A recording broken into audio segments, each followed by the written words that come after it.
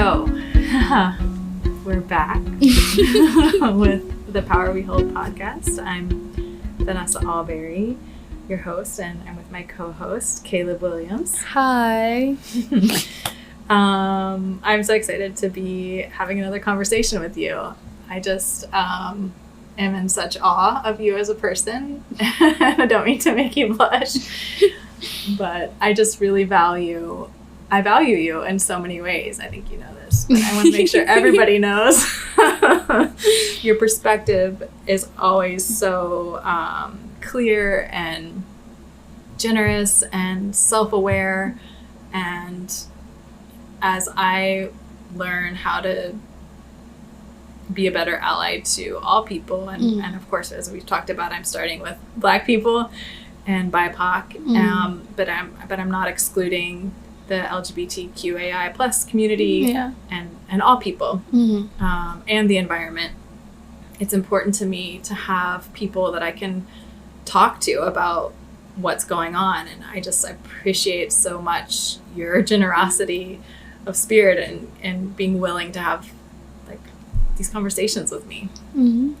No, I enjoy it. It goes both ways because, like, you know, you need these conversations to realize things, and I may have not have thought of, or you may have not have like saw it in that light, and that's what growth comes from. Like, that's how I see it. So I enjoy these two. This one has been a long-awaited one, so I'm glad that we're back. Yay! So thank you. Yeah, I love that perspective, because it's like we can't really love each other if we don't really know each other, and we can't really know each other if we aren't really honest with each other, and we show each other our vulnerabilities and the way we step in it, and to then create space together to be safe to step in it. Yeah. I mean, you have witnessed me step in it on at least one occasion, and probably more. And just like the patience and the generosity that you bring to that, it really fills me with like love and appreciation, because not everyone has that capacity. And I think that's actually one of my first questions for you. Like, how do you maintain that space to be able to be generous to somebody who is stepping in it?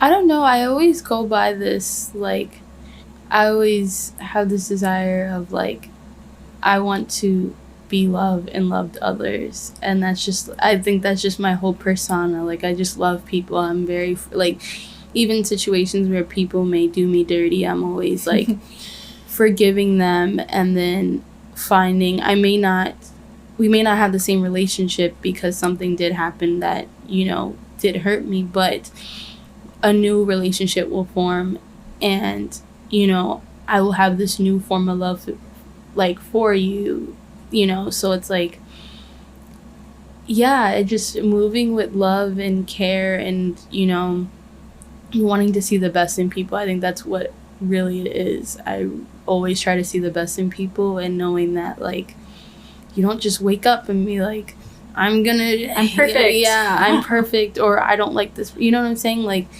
either it's like something learned, or something that you just didn't know, or you've never come in contact with that before, or were never put in that space for you to be like, oh, okay, that's not right, or this mindset is not okay, you know. So I think all those things need to be put into consideration in order, you know, for you know, that to happen. Beautiful. Yeah, I'm thinking about, like, how do you decide when a relationship is one where you can continue to show up like you have with me, even though I step in it sometimes, and versus somebody else who maybe steps in it and there's a different dynamic there? How do you decide when you can maintain a closeness and a vulnerability with that person? I think when I think, well, it has to do with myself and I am a Cancer. So when I'm a Scorpio, so that's why we are so tight. When I like I like consistency, and I like seeing when there's a relationship I have with somebody where if I'm giving 100, they're giving 100. And that's very important for me. Or if I'm giving 50 and you're giving 50, at least you're meeting me somewhere halfway. You know what I'm saying? I don't like when I feel like I'm doing more than the other person, because then that makes me feel like I'm being taken for granted, or they don't really care about me or what I have to say or whatever. You know what I'm saying? I don't like to push that boundary, because then I start to feel a type of way.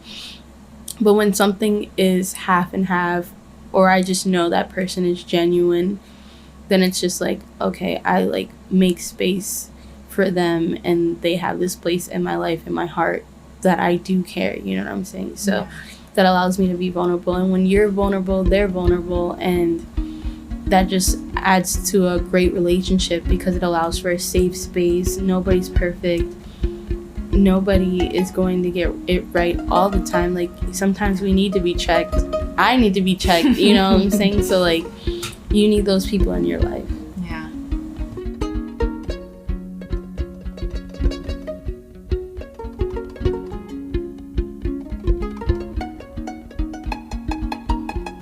And then with, like, because you've had traumas in your past, and name a person who hasn't, right?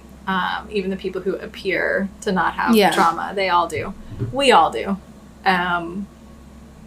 Do you ever find that somebody has triggered your trauma to where you need to step away for a period of time before you talk to them again about the thing that went down that needs to be discussed? Yes.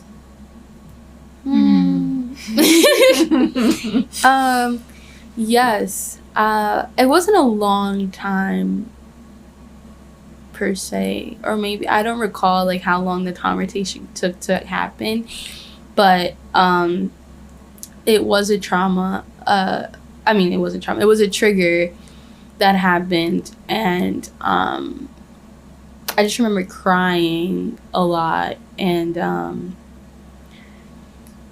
I don't know if I said it in the moment, but obviously in the moment, like, it's just like all the emotions, but like a deeper conversation needed to be had.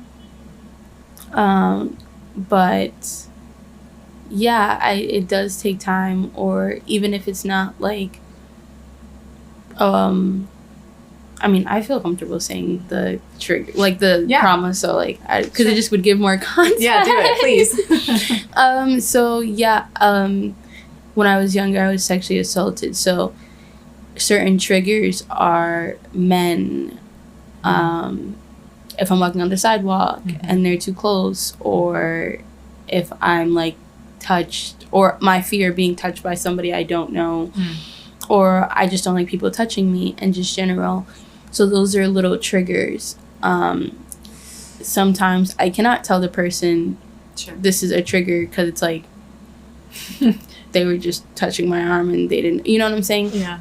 So it really depends on the context of that. But if it is somebody that is close to me and I'm like, please don't touch me, I don't like to be touched for X, Y, and Z reasons, and then we can go from there. I'm pretty vocal when it comes to that stuff, because it's kind of like, that is my no zone, and I have learned to speak up, and I will not allow you to do that. So yeah. Thanks for sharing that. Yeah, of course. It's really beautiful to hear you say, I know my limits, and I say my limits, and people respect my limits. Yeah. Have you ever been in a situation where you've triggered somebody else's trauma and then they needed like significant time away from you?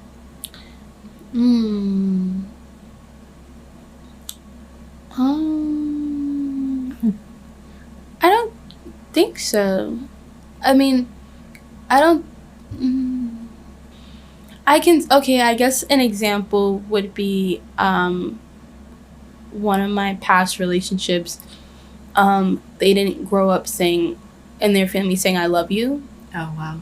So, and in my family, we say that I mean, like, when I say it, I mean it. And so it was interesting when he told me that. So when I said it, I said it knowingly, knowing he wasn't going to say it to me. Yeah.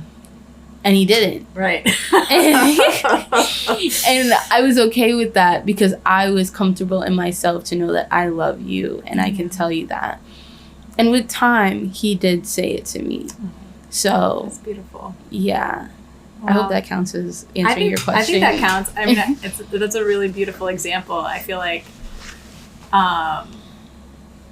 it's totally not at all like the scenario that I'm about to play out for you.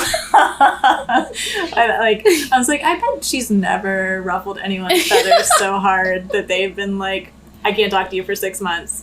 But that's happened to me more than once. And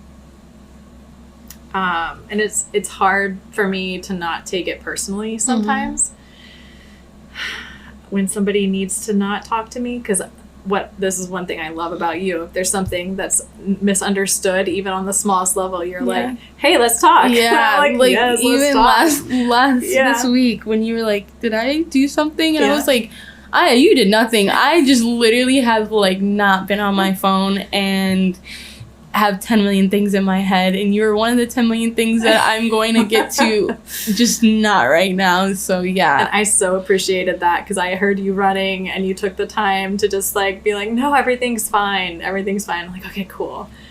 Because you're also normally pretty quick to respond on text. I'm like, oh no, something wrong. Did I really step in it so hard that I alienated my friend? You did not do any of that. And it's like, so it's like, you know, not in that scenario between us, but in other scenarios, you know, there's like this idea of white fragility could come up where it's like a person needs space because you've said something that upset them.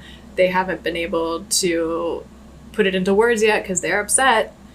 And then you're trying to still talk to them and they don't want to talk to you. But they're so traumatized that they also don't have the words to say, look, I need a minute from you because you said XYZ, so just give me some space. And I understand that because in situations that are heavy on me, whether it be an argument or a situation that really upsets me, I need to take a step back because it takes me a while to gather how I'm feeling and figure out what I want to say, because a lot of the times I don't know how to really say what I want to say.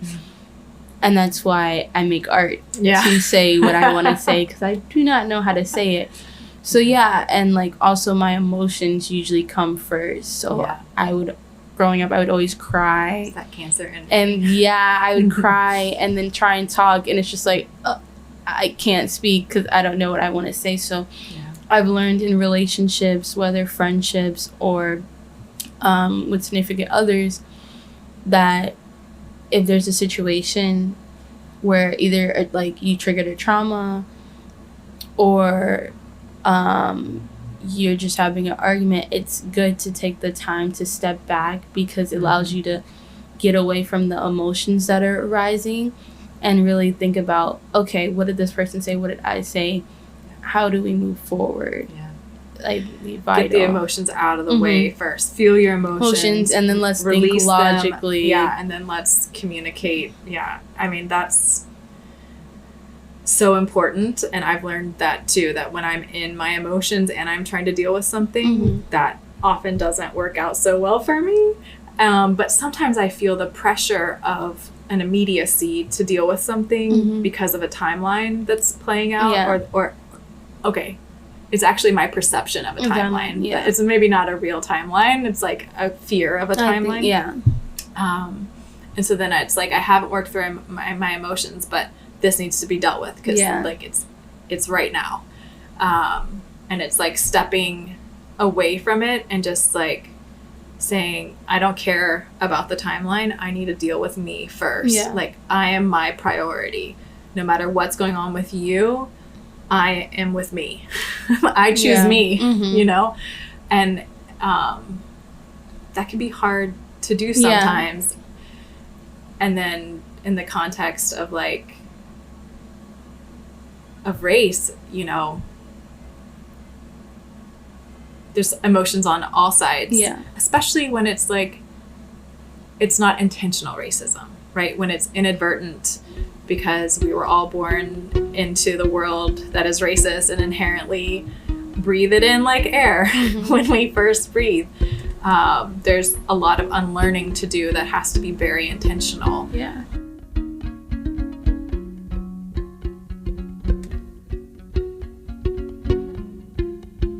We're getting closer to the topic that's been on my mind, which is I was recently on a residency as an artist, and there was another resident there who is a trans man, an Asian trans man, and we were friendly. He told me his pronouns were they, he, and I was like, all right, must remember this, you know, important information. Because, yeah, I didn't grow up understanding. Yeah. You weren't in that environment growing up. At all. And it's, you know, within the last decade that pronouns have become, you know, in my awareness, maybe even the last 5 years, like something important to take note of and to train myself to pay attention to. And I care that people are perceived through the lens that they want to be perceived through, you know? But that doesn't mean it comes naturally. Yeah. And so you and I were talking about this a minute ago. It's like, I do my best with it. Yeah. And P.S. I'm probably going to step in it. And you know? I'm learning. I want to be accepting. Yeah. And I'm trying my best because, likewise, I did not grow in an environment where that was something that I was taught about, you know. So, given the space that I am in currently, and I'm thankful that it allows everyone to be who they are and allow them to identify, you know, in the way that they want to be. So with that, it takes learning. It takes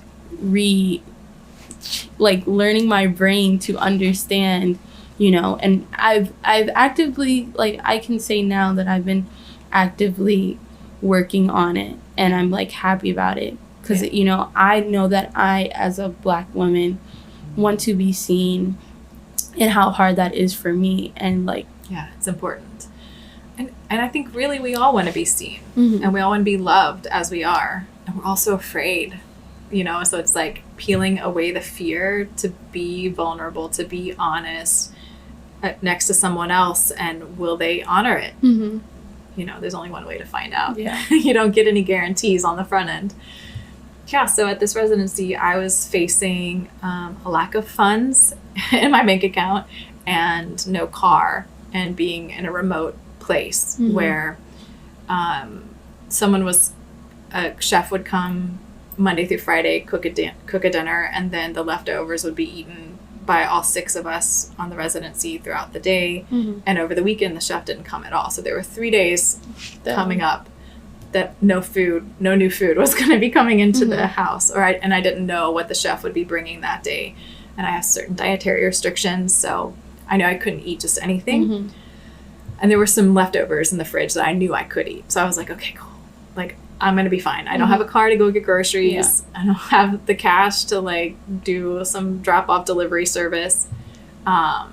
So that was my plan. I walk in the house and I see him with 4 of his family members eating all the leftovers that I was planning on eating that weekend. And I immediately panicked because I was like, oh no, like, I don't know what's coming that I can eat, and I definitely knew I could eat that, and now I can't eat it because it's now gone.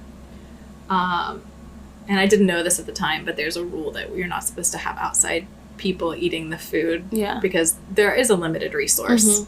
But outside people can come in and cook with you, but you just need to leave the food that was brought exactly for the residents. I didn't know any of that. All I knew was somebody ate my food. Somebody ate the food I was going to eat. Yeah. Like, oh shit, you know? Like, I had a very real, how am I going to make it through this survive? Weekend? Yeah. Exactly. Survival. which we can all, you know, it doesn't matter your race, it doesn't matter your age. Like, I'm your hungry, gender. I need to eat. What is the game plan? Exactly. So I didn't want to mention anything to him in front of his family. So I found a moment where I was like, hey, can I just talk to you for a second? And he was like, sure. And I was like, are you guys planning on eating here more as a family through the weekend? Because I need to eat too, you know? And he was like, oh, no, we're not. And I was like, oh, because the food that you guys ate, I was planning to eat on for the weekend, and I don't really have the means to go out and get other food. And he was like, oh my gosh, I'm so sorry. Do you want me to go to the grocery store for you? Because he had a car. And I was like, I'm sure it'll work out, but thank you. And I'll let you know if, you know, I need anything. I really appreciate that. He was like, yeah, no problem. I think it's fine, right? About 8 or 9 hours later, there's a note on my door, typed letter on my door, and it says that what I said to him was racist and colonialist, that he didn't want to talk to me about it, that he's already told the directors of the residency program that he's experienced racism and colonialism because of me in this context, and if I had anything to say to him, I should put it in a letter, and that he wasn't any longer going to be coming to group dinner because of my presence. And it was like the ultimate power move of, this is done. We're done. And I don't think people always understand, like, ending communication as a power move.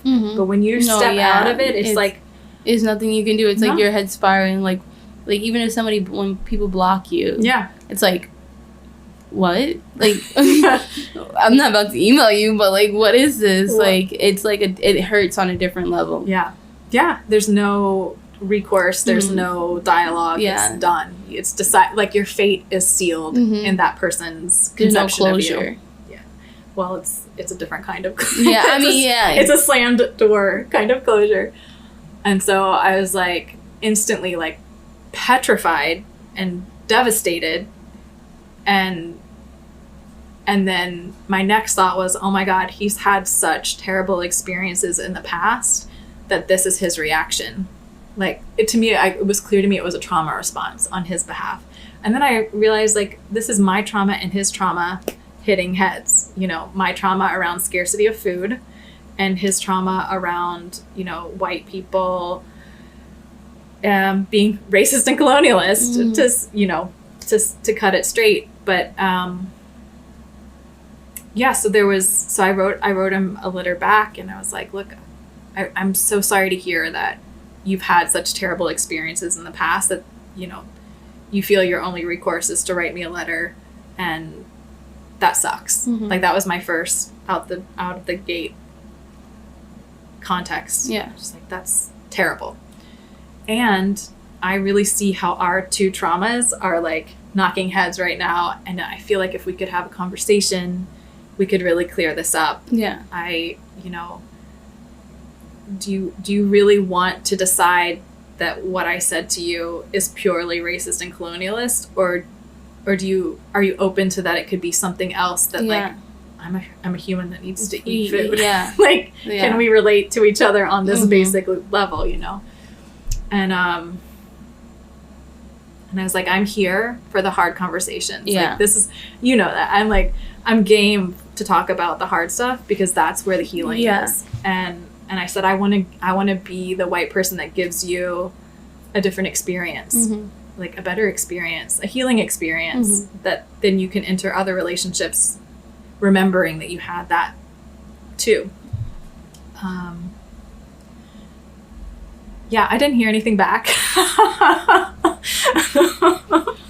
So for another 12 days, we're living in intimate quarters, and, you know, I'm in the kitchen, and he'll walk to the kitchen door and stop, and then I'll turn around because I heard somebody behind me.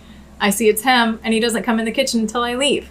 And then he's not coming to dinner anymore, where there were 6 of us having dinner. There's now 5, and it's awkward. Because so then I'm having to have conversations with all the other guests, all the other residents we were a very diverse group. There was a gay Asian man, an Indian woman, a 73-year-old, really amazing man, white man, a woman whose spouse committed suicide. She's in her 50s and has 2 teenagers. We had a pretty good diversity, you know, of experiences, lifestyles, and all that exactly. stuff. Yeah. What I didn't know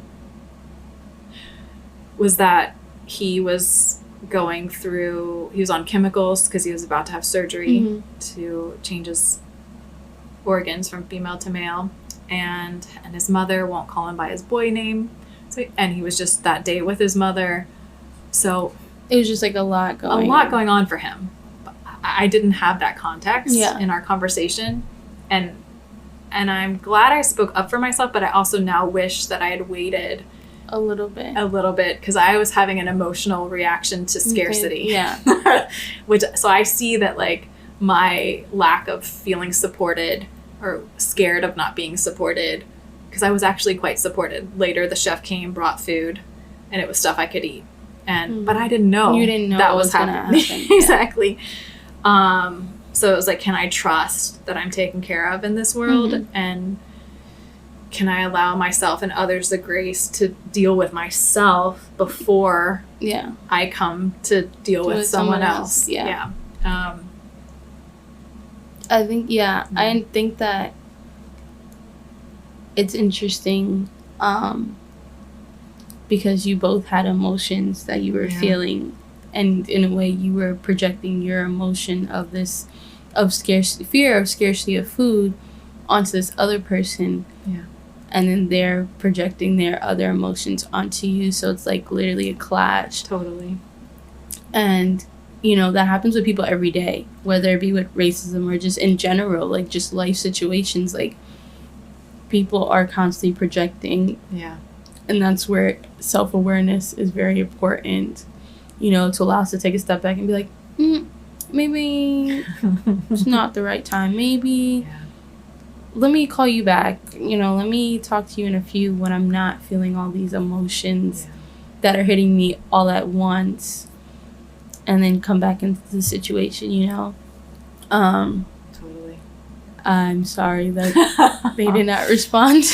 I know. But now you have this experience, and then you necessarily did not talk to them, but you do have other contacts and the information that allow you to understand the situation. Totally.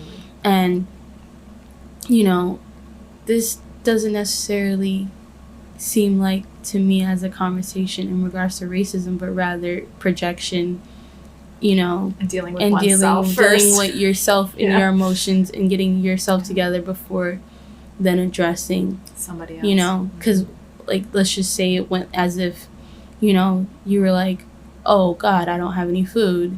What am I gonna do? You figured out something, and then later you were like, after everything is done, you're like, hey, is your family gonna be coming by a lot? I just wanted to know, because, like, I lean on those type of foods that are there for the weekends when, you know, oh no, like, you're fine, you know. Totally. Then they probably would be in a different place, you know, mentally. It was like I overshared emotionally for this person's bandwidth. Yeah, totally. So it wasn't about the words at all. Yeah. It was pure emotion. Yeah. So, I mean, you know what I'm saying? Like, I didn't see it as that, you know, and I don't know the other person's story either fully, no, so it could be. I don't either. You know, you know as much as I do now. Yeah. So, but from your side, you know, it's very, you know, more emotional and just projection wise, and it took me like 3 days to really find the place of what this person said isn't necessarily true. Yeah. Like, it really took me a lot of sitting with myself to be like, I'm not demonstrating racism and colonialism in this moment. And what I didn't say, but what I should have said, is just out of the gate, you're right, I'm racist. I'm white, I'm in America, I'm racist. Yes. And I'm working very hard to actively work against that training that I'm in. And this situation is something else. So I had to fight my urge to write him another letter where I was like, I'm on team you, you know, because he specifically said, I don't want to hear from you, you know? And so it's like, I needed to respect that wish. Yeah. And that was really hard for me too, to be in a position where you're silenced. Where I'm silenced, where I'm deeply misunderstood. My own insecurities are like misinterpreted into something that I'm actively working against being. Like, it just hit all the points. And it took me a lot of like sitting with myself and reflection to be like, no, I choose who I am. I know who I am. I know that what I did is not that. Yeah. And I know that I have things that I'm working on that are that. And these are two different things. Yeah. But then also to move through the house without feeling like I didn't belong there anymore. Because if I was present, he was trying to not be present. Yeah. And it's like, then do I have a right to this space anymore? Like, to know that I'm comfortable. It's like I was a big black bear. You're the imposter. Yeah. And like evil somehow. And so I really like started to think about white fragility in a new way. 'Cause like those of us who are trying to not be racist, who are actively trying to be allies to all people and to anyone, really, it's like, can you know, how do you deal with yourself when you're also projected upon as the bad guy, as the evil villain? And I know a lot of people's reactions just to remove themselves from the situation, which doesn't help the situation necessarily. I mean, I guess it would if the person's in a trauma response and they need space, but like it doesn't help in the sense of it doesn't mend the problem. And I just thinking about how do we keep coming to the situation vulnerable when we have an out to not have to, right? It's like, and that's a theoretical out. Like, you and I know we both agree that we all need to come together and figure things out together. But when you're in the privileged position, then, you know, theoretically you don't have to deal with the problem. I feel like there's a question in there, but I don't know what it is. Or maybe it's not a question, it's just out in the open, you said it in the air, you know? Yeah. So, no, I think when it comes to that, it's like,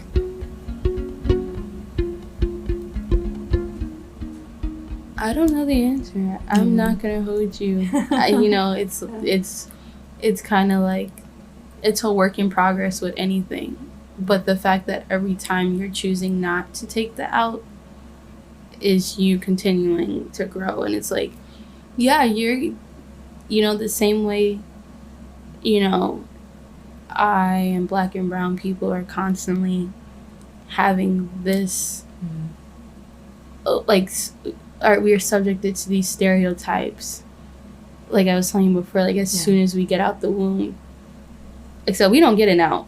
Right. You know what I'm saying? You don't really get an out. You get hurt. You get killed. You get, you know, racially profiled. You get all these things. But, you know, we continue to live and find our way out through fighting, you know? So it's like how we're doing that, which is two different experiences, but you're continuing to fight to be a better ally.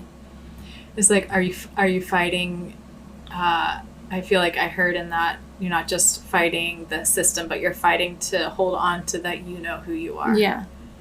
Without having the world subject everything onto me. Yeah. I'm not what you say you are. I'm not what society says I am. I'm my own, person. I'm Caleb Williams, That's who I am. And holding that ground, no matter that space. Who's judging you. Mm-hmm. Yeah, is a powerful lesson for me. Mm-hmm.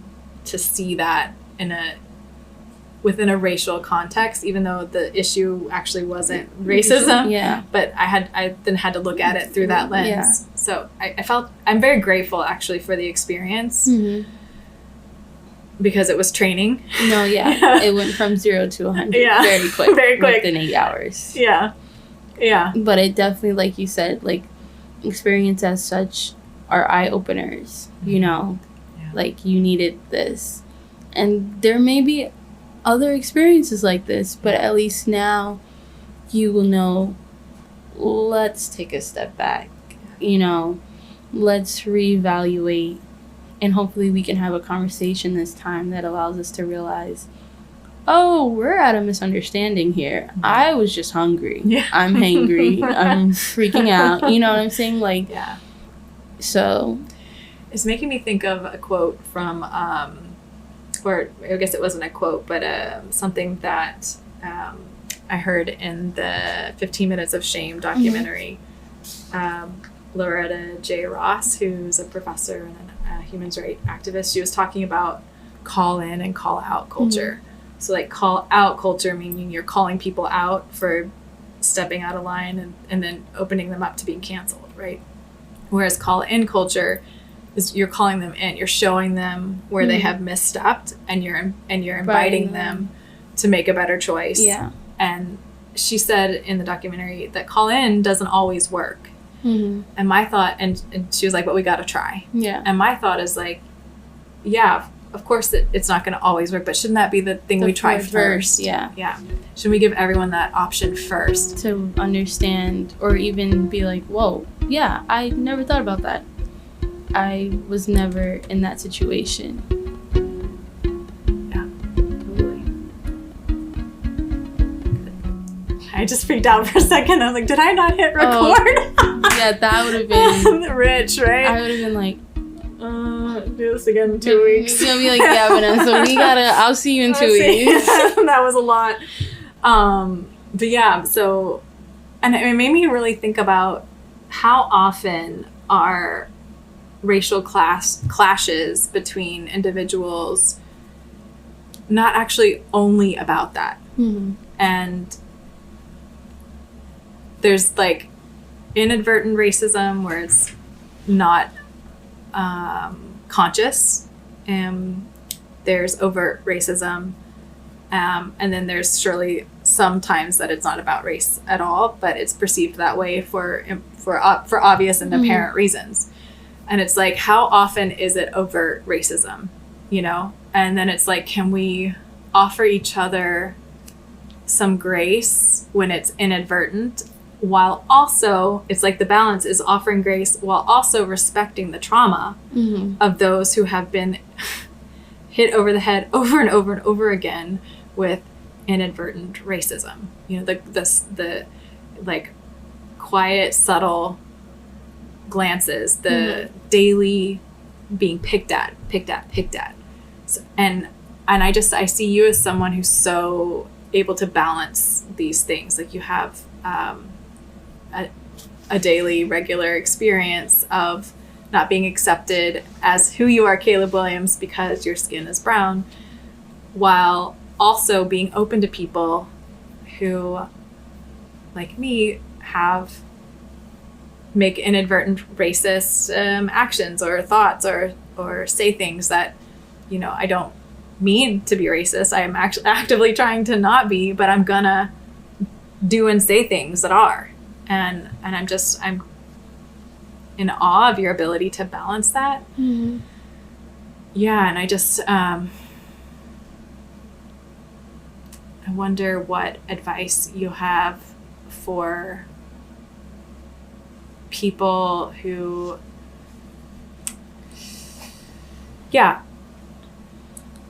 well, for things that, like, are, like, subtle, like, if I'm in a store and I'm being followed because they think I'm gonna steal, in a way it's just like, I don't want to use the word numb, but I'm numb to it. It's like, yeah, I'm not gonna steal from your store. You can follow me. You're thinking that I am because of the color of my skin, but I'm gonna prove you wrong. And that's what makes me not react in a different way, because I'm gonna prove to you I'm different. Do you ever want to just turn around and say to the person, I'm not gonna steal? I do know, I have friends that be like, you good? Like, you're following me, like, you know? Right. I don't, confront. I have no, I'm not really confronting. I rather show you through, I think actions speak louder than words, so I rather show you with my actions, and I would say have a good day when I leave with the products that I bought, you know? So yeah, but I don't know if, like I was saying before to you, like, if it was somebody else, you know, where it was physical, or, you know, like if I see a black man or woman with a lot of police officers surrounded around them, I will wait until I wait until, you know, I know that it's fine before I leave. Because, you know, there's been countless of situations, and, you know, somebody has to intervene or tell their story, you know, which sucks. But yeah, I kind of pick and choose my battles.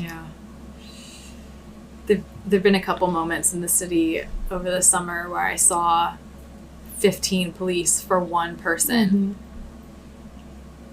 And it has crossed my mind. There have been moments where I've stayed and watched the person get into the car, but in this particular moment that I'm thinking of, I just said to the policeman, really? It takes 15 of you to take care of this one person who is handcuffed and seated on the sidewalk? He didn't give two shits about me. But it's just like, it's the responsibility of all citizens to hold the police accountable for their actions, and obviously we need a better system, and like what we have doesn't work. That's a whole nother conversation that we're not gonna have tonight. Well, again, thank you so much for this. I enjoyed this. You're so brilliant. It's just what it is. I know I embarrass you, but like, I just think the world of you, and I just so value this, and I know that for those who get to hear this, like, you know, we're modeling two people coming together and being really honest with each other, and, you know, being vulnerable, coming from a wide age gap and background. And, you know, we're showing, I'm happy to be part of a conversation that shows other people ways forward. Right? And that's really what we need. We need healthy ways forward where we can be in union together and really hear and see and appreciate each other. Form real love and show real love. I want to thank you for being vulnerable first. I truly believe there's power in vulnerability, and thank you for creating this space. Thank you for making amazing food. It's my pleasure. And thank you for continuing to, you know, actively fight to be a better ally. I thank you, and I can see, you know, the work you're doing, you know, and taking the time to really understand things from both point of view. And, you know, when you came to me with the situation, you were like, oh, and I was like, when you broke it down, I was like, no, it's maybe perceived as that, but it's not that. And I'm glad that you took the time to really understand the two and just working on it, that's what I can say. It's an honor. It's an honor.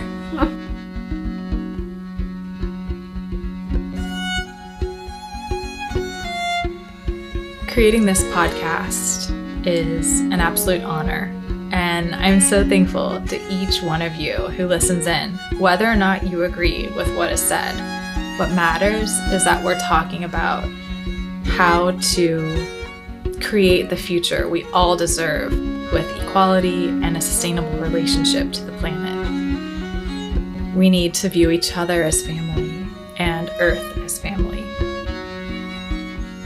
There are costs in creating this podcast, and do not feel obliged, but if you enjoy our conversations and wish to help us continue to create it, please follow the link in the show notes to our Patreon and become a sustaining member, or just send $1. Just like every download is appreciated, so too is every dollar.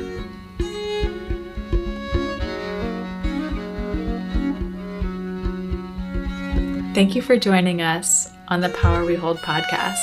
We look forward to seeing you next time.